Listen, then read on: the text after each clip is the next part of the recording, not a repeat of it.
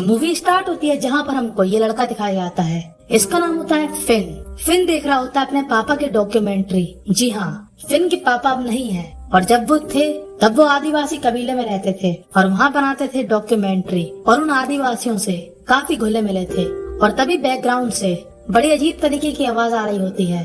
दरअसल ये आवाजें फिन की माँ की होती हैं, जिनका नाम होता है लेन, जो हर दिन नए लड़के के साथ करती थी लेन देन। पर फिन को इससे कोई भी प्रॉब्लम नहीं थी।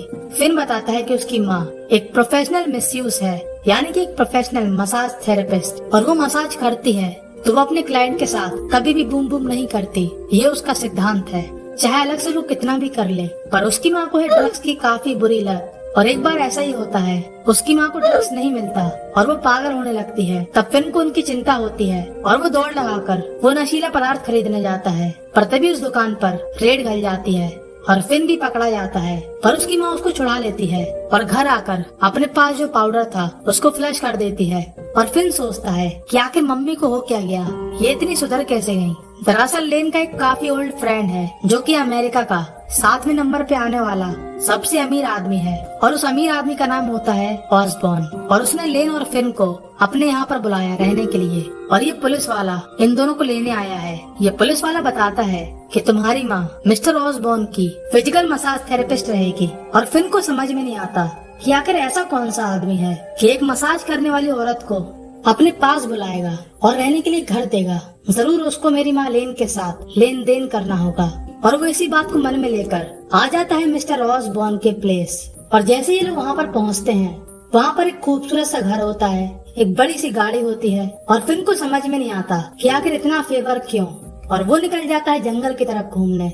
और यहाँ पर लेन मिस्टर ऑसबॉर्न के सामने जाती है और ऑसबॉर्न उसको देखकर काफी ज्यादा खुश हो जाता है। फिन को जंगल में एक लड़का मिलता है जो कि दिमाग से थोड़ा कमजोर होता है और उसकी आदत है हर जगह पेंटिंग बनाने की। पर उसकी पेंटिंग इतनी एडवांस लेवल की होती है जो कि मैं आपको इस वीडियो में नहीं दिखा सकता।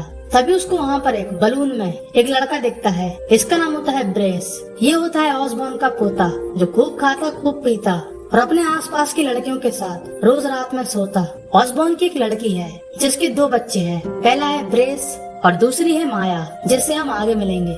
ये होती है ऑसबॉर्न की बेटी जो कि लेन से अच्छा बर्ताव नहीं करती। ऑसबॉर्न बताता है कि एक डॉक्टर है और एक बॉडी थेरेपिस्ट भी। और उसकी लड़की के जाने के बाद लेन कहती है कि मैंने जब कहा कि मैं डॉक्टर हूँ, तब ऑसबॉर्न बोलता है कि 10 स्क्वायर माइल में फैला हुआ ये घर, इसके अंदर तुम एक डॉक्टर हो और एक मिसयूज होने में कोई गलती भी नहीं। और लेन को काफी अच्छा लगता है कि ऑसबॉर्न उसको काफी इज्जत देता है। यहाँ पर एक और लड़की होती है जिसका नाम होता है जिली, जो कि फिन के घर में काम करती है और वो फिन को अपने अनमोल रत्न दिखाती है। पर तभी उसको दिखता है एक घोड़ा और वो उस अनमोल रत्नों को छोड़कर घोड़े पे ध्यान देने लगता है। और जिली को लग जाता है बुरा, पता नहीं फिन कैसा है, मतलब थोड़ी तो वैल्यू देना चाहिए। अब एक बार फिन अपनी मॉम के साथ शॉपिंग करने जा रहा होता है। तभी उसको वहाँ पर एक आदमी दिखता है। ये मिस्टर ऑसबॉर्न का डॉक्टर होता है जिसका नाम होता है जेफर, जो खुलेआम फिन के सामने उसकी मॉम पर डोरे डालता है। और फिन को ये बात अच्छी नहीं लगती। अब फिन को बात करनी थी ऑसबॉर्न से अपने डाउट क्लियर करने के लिए। और फिन निकल जाता है जंगल के रास्ते से और वहाँ पर एक आदमी शिकार कर रहा होता है। वो फिन से कहता है कि यहाँ से जाओ।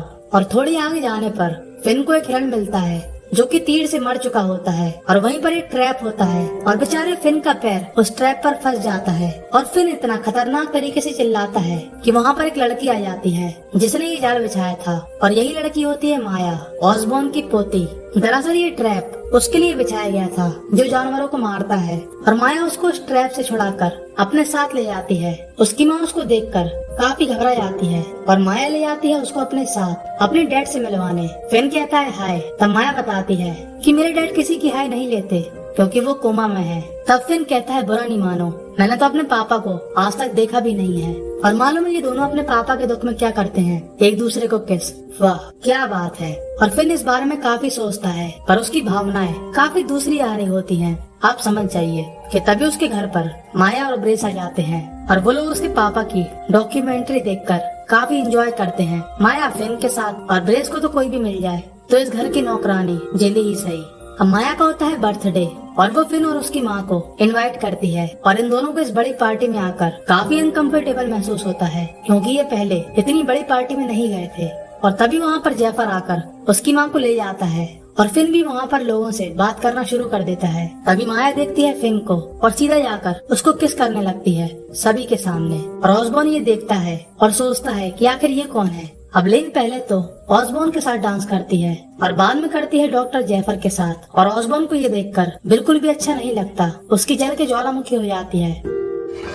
और दूसरी तरफ फिन गाड़ी से माया को जंगल के कोपचे में ले जाता है और उससे पहले ये लोग कुछ ज्यादा करते कि तभी पुलिस वाला आ जाता है और कहता है घर जाओ बेटे। और अगले दिन फिन जाता है ऑसबॉर्न के पास और उससे कहता है कि मुझको ये बात खटक रही है कि आप मेरी मॉम को इतनी इज्जत क्यों दे रहे हो। आपने हमको घर दिया, काम करने के लिए नौकर चाकर दिए, काफी ज्यादा इज्जत दे रहे हो, आप जरूर मेरी मॉम लेन के साथ लेन देन करते हो। तब ऑसबॉर्न कहता है जबान संभाल अपनी, तेरी माँ मेरी बहुत अच्छी दोस्त है, इससे ज्यादा कुछ नहीं। पर फिन को यकीन नहीं होता। तब ऑसबॉर्न उसके सामने खड़ा होता है, पहले अपनी पैंट उतारता है और फिर अपनी चड्डी। और फिन की हवा खराब हो जाती है कि इस बुड्ढे को क्या हो गया। तब फिन की नजर जाती है ऑसबॉर्न के प्रोडक्ट पर और वो ऑसबॉर्न से कहता है कि आपके पास बेड तो है पर बॉले कहाँ पर है। तब ऑसबॉर्न कहता है कि मेरे एसी के आसपास के एरिया में कैंसर है और उसको स्लो करने के लिए मेरी गेंदों का त्याग करना पड़ा। अब गेंद नहीं तो बूम बूम का कोई चक्कर नहीं। और फिन को समझ में आता है कि ऑसबॉर्न सही कह रहा था। ऑसबॉर्न की उसकी मॉम के साथ कोई भी गलत संबंध नहीं है।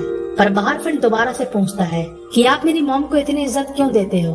तब ऑसबॉर्न बताता है कि इटली में एक हॉस्पिटल में मैं काफी बीमार था और आत्महत्या करना चाहता था, पर तुम्हारी मॉम ने मेरी जान बचाई। तुम्हारी मॉम मेरे लिए एक एंजल के समान थी। और अब फिन को काफी अच्छा लगता है। अब एक दिन सुबह सुबह ब्रेस फिन से कहता है कि तुम फ्यूचर में मेरी बहन के पति होगे और हम दोनों होंगे हमेशा से बहुत अच्छे दोस्त। अब इसी रात फिन दौड़ लगा कर जा रहा होता है माया के पास और उसके घर में उसकी माँ के पास आता है जेफर। और इस बार लेन जेफर के साथ लेन देन करती है। पर फिन जैसे ही माया के साथ स्टार्ट करता है, कोई उनकी खिड़की पर पत्थर मार के भाग जाता है और इनका काम रुक जाता है। और यहाँ पर जेफर लेन को बताता है कि तुम्हारा लड़का यहाँ पर बिगड़ रहा, वो शायद पाउडर का इस्तेमाल करता है। और लेन को उसकी पॉकेट से वो पाउडर मिलता भी है, पर असलियत में ये पाउडर किसी और का होता है। पर लेन ये नहीं समझती, वो उस पर गुस्सा होती है। पर फिन अपनी मॉम को समझाने के लिए घर का पूरा काम काज करने लगता है और ऑसबॉर्न की गाड़ी रोककर उससे जॉब की बात करता है। और ऑसबॉर्न उसको अपने यहाँ पर जॉब पर रख लेता है। और ऑसबॉर्न फिन को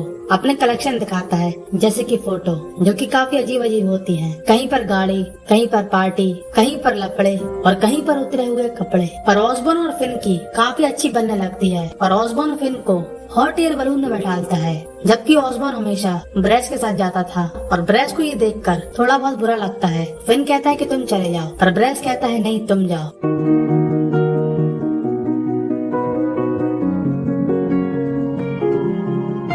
अब फिन हमेशा की तरह माया से मिलने जाता है, पर तभी रास्ते में उसको कोई पकड़ लेता है और कुत्ता बना बना के मारता है। और फिन को वहाँ पर एक लाइटर दिखता है और उस दिन वो घर से बाहर नहीं निकलता। और उसकी माँ उसके घाव देखकर काफी डर जाती है, क्योंकि वो घाव काफी गहरे थे।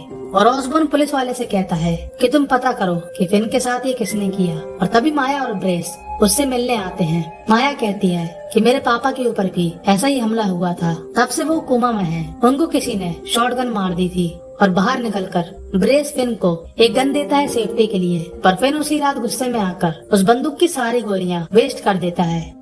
अब अगले दिन जिली काफी दुखी होती है। दरअसल उसको काम से निकाल दिया गया था, पर जिली के पास पैसे नहीं होते आगे सरवाइव करने के लिए। वो सिर्फ 17 साल की है। तब फिन उसको कुछ पैसे देता है और जिली देती है उसको थोड़ा प्यार। पर यहाँ पर थोड़ा थोड़ा करके काम काफी आगे बढ़ जाता है और बूम बूम तक पहुँच जाता है कि तभी फिन के यहाँ पर आती है माया। और जल्दी जल्दी में फिन जिली को नहीं छुपा पाया और माया को समझ में आया कि फिन ने दिया धोखा और वो वहाँ से गुस्से में चली जाती है। अब एक बार लेन इस पेंटर को देखती है पेंटिंग बनाते हुए और इसका नाम होता है विनी। विनी वही पेंटिंग बनाता था जो वो देखता था। तभी लेन उसकी पेंटिंग देखती है जहाँ पर ऐसा दिखता है कि फिन पर किसी ने हमला किया, यानी कि विनी ने उस हमलावर को देखा था।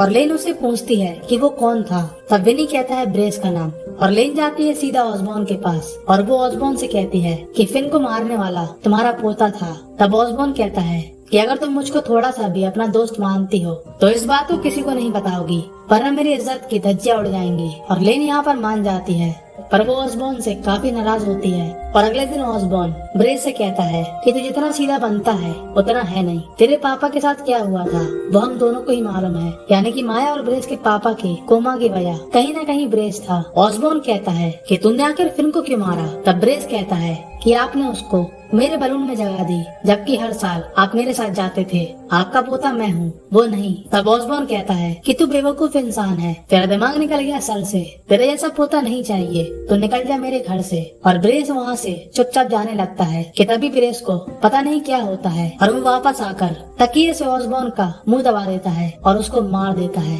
और चिल्लाकर कहता है कि ग्रैंडपा उठ नहीं रहे। अब लोगों को क्या मालूम कि उनको दुनिया से उठाने वाला ब्रेस ही है। और ऑसबॉर्न की मौत की खबर के बाद फिन और उसकी मॉम को काफी बुरा लगता है। फिन ऑसबॉर्न की काफी इज्जत करता था, पर यहाँ पर लोगों को ज्यादा फर्क नहीं पड़ रहा था। वो माया से सॉरी कहने की कोशिश करता है कि तभी वहाँ पर ब्रेस आता है। अब फिन को नहीं मालूम था कि उस पर हमला ब्रेस ने किया था, पर तभी फिन ब्रेस के लाइटर से उसकी सिगरेट जलाता है और ये वही लाइटर होता है जो उसको वहाँ पर दिखा था जहाँ पर उस पे हमला हुआ था। और वो समझ जाता है कि ये ब्रेस ही है जिसने उस पर हमला किया था। और फिन काफी गुस्से में आ जाता है और दौड़ लगाकर ब्रेस की दी गई गन निकालता है कि तभी वहाँ पर ब्रेस आ जाता है और उसे कहता है दम है तो मार के दिखा। पर जैसे ही फिन ट्रिगर दबाता है गोली नहीं निकलती, क्योंकि भाई साहब ने गोली हवा में फायरिंग करके पहली बर्बाद कर दी थी। और अब फिन डर जाता है क्योंकि ब्रेस था मुस्टंडा।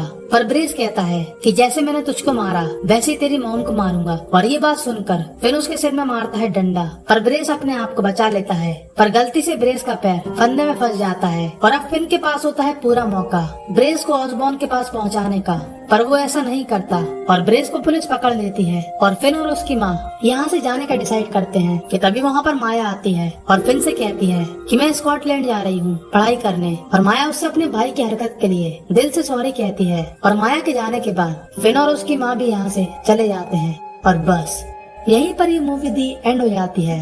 तो आपको मूवी की एक्सप्लेनेशन कैसी लगी कमेंट में जरूर बताना। टेलीग्राम चैनल को कर लेना ज्वाइन और इन दोनों वीडियो में से कोई भी मूवी चूज करके देख सकते हो। ये दोनों ही मूवी काफी बेहतरीन है।